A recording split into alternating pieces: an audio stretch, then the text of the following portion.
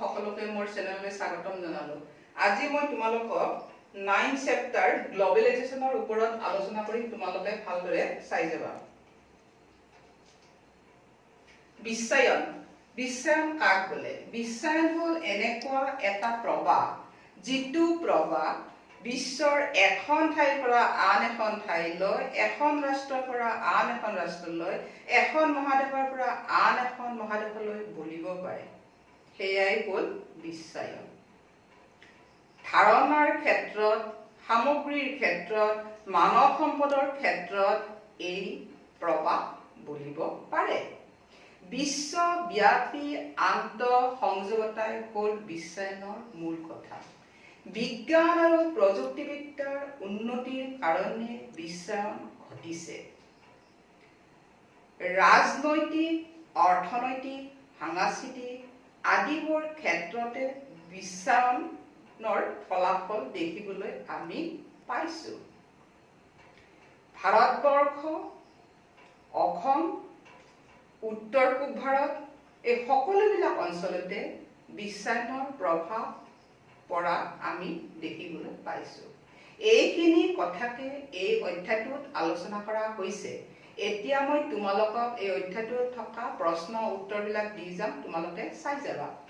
1 number প্ৰশ্ন, বিশ্বায়ন কাক বোলে? বিশ্বায়ন হ'ল এক প্ৰকাৰ প্ৰবাহ যি প্ৰবাহ বিশ্বৰ এখন ঠাইৰ পৰা আন এখন ঠাইলৈ, এখন ৰাষ্ট্ৰৰ পৰা অইন ৰাষ্ট্ৰলৈ, এখন মহাদেশৰ পৰা আন এখন মহাদেশলৈ বলিব পাৰে।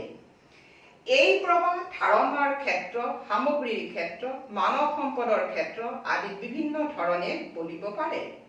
এনেবোৰ প্ৰবাহৰ ফলত বিশ্বৰ যিকোনো অংশৰ পৰা বাসিন্দাসকলৰ মাজত আন্তঃসংযোগ গঢ়ি উঠে।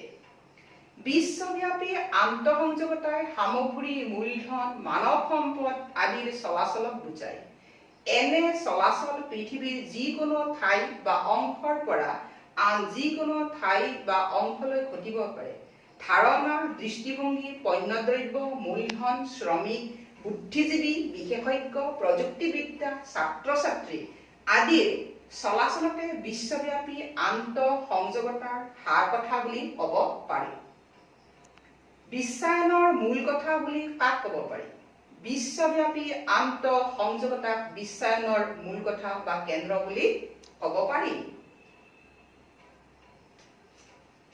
বিশ্বায়নৰ কাৰণ কি? বিজ্ঞান আৰু প্ৰযুক্তিবিদ্যাৰ উন্নতি সাধন হোৱাৰ বাবে বিশ্বায়ন ঘটিছে। বৰ্তমান টেলিফোন, টেলিগ্ৰাম আদিৰ আৱিষ্কাৰে যাতায়াত আৰু যোগাযোগ ব্যৱস্থাৰ উন্নতি কৰিছে। এইবোৰৰ আৱিষ্কাৰে বিশ্বৰ বিভিন্ন অঞ্চলত বাস কৰি থকা জনসাধাৰণক ওচৰ চপাই আনে। পৃথিৱীৰ যি প্ৰান্ততে নাথাকক কিয়, ব্যক্তিয়ে অন্য প্ৰান্তৰ খবৰ বাতৰি মিনিটৰ ভিতৰতে ল'ব পাৰে আৰু পঠিয়াব পাৰে। সেইদৰে ৰেলগাড়ী, উৰাজাহাজ, ছপাশাল, কাপোৰ বোৱা যন্ত্ৰ আদি বৈজ্ঞানিক যুগৰ সুবিধাবিলাকে জনসাধাৰণক এখন ঠাইৰ পৰা আন এখন ঠাইলৈ চলাচল কৰিবলৈ বহুখিনি সহায়ক হৈছে। যাতায়াত আৰু যোগাযোগ ব্যৱস্থাৰ উন্নতিয়ে ধ্যান ধাৰণা, মূলধন আদিবোৰ বিনিময় কৰিবলৈ সুবিধা কৰাত বিশ্বায়ন ঘটাইছে। বিশ্বায়নৰ অৰ্থনৈতিক মাত্ৰা বুলিলে কি বুজা? বিশ্বায়নৰ অৰ্থনৈতিক মাত্ৰা বুলিলে আমাৰ মনলৈ দুটা সংগঠন, আন্তৰ্জাতিক মুদ্ৰানিধি আৰু বিশ্ব বাণিজ্য সংস্থাৰ কথা আহে। কাৰণ এই দুটা আন্তৰ্জাতিক সংগঠনে সমগ্ৰ পৃথিৱীৰ অৰ্থনৈতিক নীতি নিৰ্ণয় কৰাত ভূমিকা পালন কৰে। বিশ্ব বেংকেও বিভিন্ন ৰাষ্ট্ৰৰ বিত্তীয় সংস্কাৰৰ লগত জড়িত হৈ পৰে। বিশ্বায়নৰ ৰাজনৈতিক মাত্ৰা মানে কি? ৰাজনৈতিক মাত্ৰা বুলি কওঁতে ইয়াৰ লগত অৰ্থনৈতিক মাত্ৰাও জড়িত হৈ পৰে, যিহেতু অৰ্থনীতি আৰু ৰাজনীতিৰ মাজত ওতঃপ্ৰোত সম্পৰ্ক আছে। দেশসমূহৰ অৰ্থনৈতিক সমস্যাৰ সমাধান, অৰ্থনৈতিক উন্নয়ন বৃদ্ধি, উৎপাদন বিনিময় বিতৰণ, বাণিজ্য আদিবোৰ সদায় ৰাজনৈতিক প্ৰক্ৰিয়াৰ লগত জড়িত হৈ থাকে বাবে ৰাজনৈতিক মাত্ৰাৰ অৰ্থনৈতিক মাত্ৰাৰ লগত সম্পৰ্ক থকা দেখা যায়। বিশ্বায়নৰ সাংস্কৃতিক মাত্ৰা মানে কি? খাদ্য, পানীয়, পোচাক পৰিচ্ছদ, পৰিয়ালৰ আচাৰ ব্যৱহাৰ আদি সমস্ত ঘৰুৱা কথাবোৰ আৰু সামাজিক আচৰণ, ভাষা, ধৰ্ম, সংগীত, বাদ্য, নৃত্য, ভাওনা, উৎসৱ পাৰ্বণ আদি বিশ্বায়নৰ সাংস্কৃতিক মাত্ৰাৰ অন্তৰ্ভুক্ত হয়। জিন্স পেণ্ট পিন্ধা সংস্কৃতি, ফাষ্টফুড উপভোগ কৰাৰ প্ৰবৃত্তি, পাশ্চাত্য সংস্কৃতিক অনুসৰণ কৰাৰ ইচ্ছা আদি বিশ্বায়নৰ সাংস্কৃতিক দিশটোৰ লগত জড়িত হৈ আছে। বিশ্ব সংস্কৃতি কাক বোলে? বিশ্বৰ বেছিভাগ দেশতে যেতিয়া সংস্কৃতিৰ ক্ষেত্ৰত একৰূপতা দেখা যায় তেতিয়া তাক বিশ্ব সংস্কৃতি বোলা হয়। সাংস্কৃতিক বিবিধতা বুলিলে কি বুজা? সাংস্কৃতিক বিবিধতাই প্ৰত্যেকক নিজৰ বৈচিত্ৰ্যপূৰ্ণ সংস্কৃতি ৰক্ষা কৰাৰ বাবে এটা মন্ত্ৰ প্ৰদান কৰে। সাংস্কৃতিক বিবিধতাই মানুহক বিভিন্ন সংস্কৃতিৰ লগত পৰিচিত কৰাই নিজৰ সংস্কৃতিক আৰু চহকী কৰাৰ সুবিধা প্ৰদান কৰে। সাংস্কৃতিক সমৰূপতা কি? বিশ্ব সংস্কৃতিৰ নামত পাশ্চাত্য সংস্কৃতিৰ প্ৰভাৱ অনুন্নত দেশসমূহৰ ওপৰত বহুতো পৰিছে। বিশ্বায়নে সাংস্কৃতিক বিবিধতাৰ পৰিৱৰ্তে সাংস্কৃতিক সমৰূপতাৰ সৃষ্টি কৰে, অৰ্থাৎ মানুহে নিজৰ সংস্কৃতি বাদ দি এটা নিৰ্দিষ্ট সংস্কৃতিক অনুসৰণ কৰিবলৈ আৰম্ভ কৰিছে। ইয়াৰ ফলত অন্যান্য সংস্কৃতিৰ স্বকীয়তালৈ তিষ্ঠি থকাটো অসুবিধাজনক হৈ পৰে। বিশ্ব সামাজিক ফৰাম কি?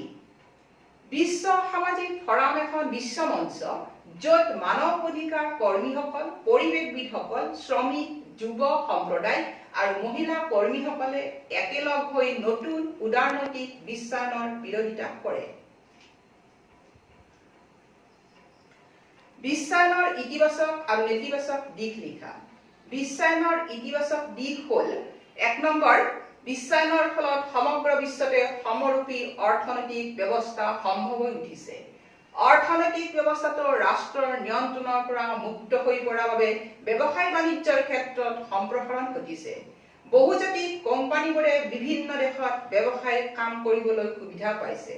মুক্ত বজাৰ অৰ্থনীতিৰ ফলস্বৰূপে ব্যৱসায়িক প্ৰতিষ্ঠানসমূহে নিজৰ সুবিধামতে উদ্যোগ গঢ়ি তুলিবলৈ অনুমতি লাভ কৰিছে আৰু ইয়ে নিয়োগৰ সুযোগ সুবিধা যথেষ্ট পৰিমাণে বৃদ্ধি কৰিছে। ২ নম্বৰ, বিশ্বায়নৰ ফলত বিভিন্ন ৰাষ্ট্ৰৰ মাজত পাৰস্পৰিক সম্পৰ্ক বৃদ্ধি হৈছে। আন্তঃৰাষ্ট্ৰীয় মুদ্ৰানিধি আৰু বিশ্ব বাণিজ্য সংস্থাৰ জৰিয়তে ৰাষ্ট্ৰসমূহৰ মাজত বিকাশমূলক কাৰ্যকলাপ সুচল হৈ পৰিছে। তাৰোপৰি ৰাষ্ট্ৰসমূহৰ মাজত প্ৰতিযোগিতামূলক পৰিৱেশৰো সৃষ্টি হৈছে। বিশ্বায়নৰ নেতিবাচক দিশ ১ নম্বৰ, বিশ্বায়ন হোৱাৰ বাবে কিছুমান দেশৰ জনসাধাৰণৰ জীৱিকাৰ পথ নোহোৱা হৈছে। বিশেষকৈ কৃষকসকলে তেওঁলোকৰ খেতি-মাটিত উদ্যোগ গঢ় লৈ উঠাৰ বাবে খেতি-মাটিৰ মাজেদি যাতায়াতৰ পথ নিৰ্মাণ কৰাৰ বাবে তেওঁলোকৰ জীৱিকাৰ পথ নোহোৱা হৈ পৰিছে। আকৌ কেতিয়াবা কিছুমান শস্যৰ বিধান বহুজাতিক কোম্পানীবোৰে যোগান ধৰাৰ বাবে কৃষকসকলে উৎপাদিত কৰা শস্য ঠিকমতে বিক্ৰী কৰিব নোৱাৰাত লোকচানৰ সন্মুখীন হৈছে। ২ নম্বৰ, কিছুমান সৰু গেলামাল দোকানী, কাপোৰৰ ক্ষুদ্ৰ দোকানী, সোণাৰী আদিৰ বহুতো দুৰ্দশাত ভুগিব লগা হৈছে। বৰ্তমান বহুতো লোকে দোকানত বস্তু ক্ৰয় নকৰি অনলাইন যোগে অৰ্ডাৰ কৰি বস্তু কিনিবলৈ লৈছে।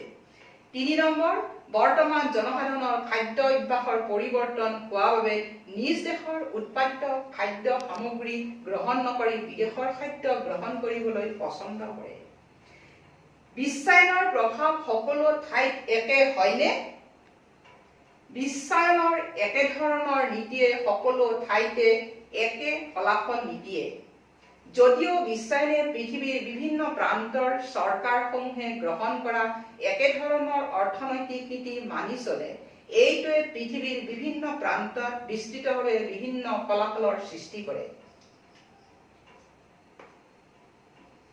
বিশ্বায়নৰ ফলাফল সম্পৰ্কে লিখা। ৰাজনৈতিক ফলাফল। ১ নম্বৰ, বিশ্বায়নে ৰাষ্ট্ৰৰ সাৰ্বভৌম ক্ষমতাৰ ক্ষেত্ৰত সীমাবদ্ধতা আনি দিছে। ২ নম্বৰ, বিশ্বায়নৰ মাজেৰে সোমাই অহা উদাৰীকৰণ আৰু ব্যক্তিগতকৰণ প্ৰক্ৰিয়াই ৰাষ্ট্ৰৰ কল্যাণকামী কাৰ্যসূচী সংকুচিত কৰিছে। 3 নম্বৰ, বিশ্বায়নে বিভিন্ন দেশৰ ৰাজনীতিৰ ব্যাপক দুৰ্নীতিৰো সূচনা কৰিছে। 4 নম্বৰ, বিভিন্ন দেশতে বহুজাতিক সংস্থাৰ প্ৰৱেশ ঘটিছে আৰু ইয়াৰ গুৰুত্ব সকলো দেশত বৃদ্ধি পোৱাৰ বাবে চৰকাৰৰ ক্ষমতা ক্ৰমান্বয়ে হ্ৰাস পাইছে। অৰ্থনৈতিক ফলাফল। 1 নম্বৰ, পৃথিৱীৰ বিভিন্ন দেশত অৰ্থনীতি বজাৰৰ ওপৰত নিৰ্ভৰশীল কৰিছে। 2 নম্বৰ, আন্তৰ্জাতিক মুদ্ৰানীতি। বিশ্ব বেংকৰ দৰে আন্তৰ্জাতিক প্ৰতিষ্ঠানসমূহে বিভিন্ন দেশৰ অৰ্থনীতিৰ ওপৰত বিভিন্ন ধৰণে নিয়ন্ত্ৰণ সাব্যস্ত কৰিছে। 3 নম্বৰ, বিশ্বায়নৰ মাজেদি গঢ় লৈ উঠা বিশ্ব বাণিজ্য ব্যৱস্থাই উন্নত পুঁজিবাদী দেশসমূহক অধিকভাৱে সহায় কৰিছে।